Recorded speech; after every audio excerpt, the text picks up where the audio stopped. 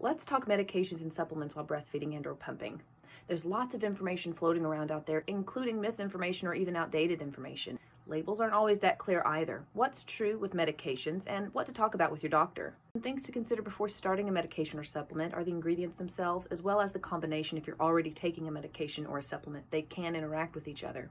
You also want to know what kind of absorption will happen, as well as the half-life and your long-term plans for starting a new medication.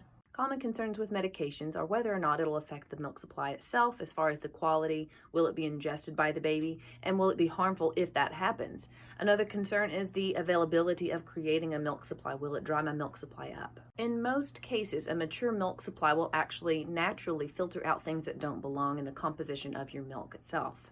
However, there are some things that can slip in, and concentrations of those will vary from medicine to medicine.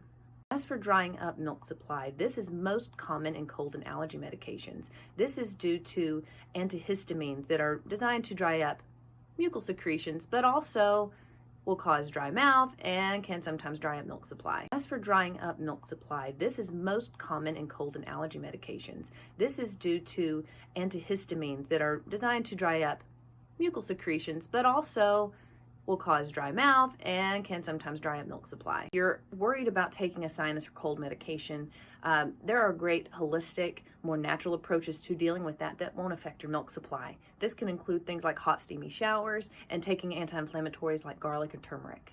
Not all pain medications are created the same.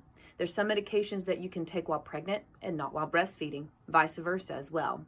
So make sure that going from pregnant to breastfeeding that you're being wary of what kind of medications you may already be taking. Antidepressants and other psychotropic drugs are very common in discussions with postpartum women.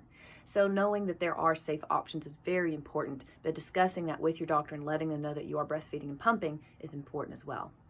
Antibiotics fall in the same kind of category as well. There are safe options if you need an antibiotic, but you have to let your doctor know that you are breastfeeding so they can give you the proper antibiotic. Birth control is another big one. It's hormonally changing your body.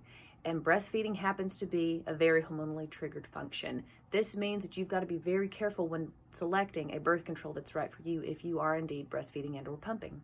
National Institute of Health actually has a program called LactMed. It's actually a free app you can download on your phone and search both over-the-counter and prescription medications. This is a great starting place to provide evidence-based information to discuss with your doctor when selecting a medication.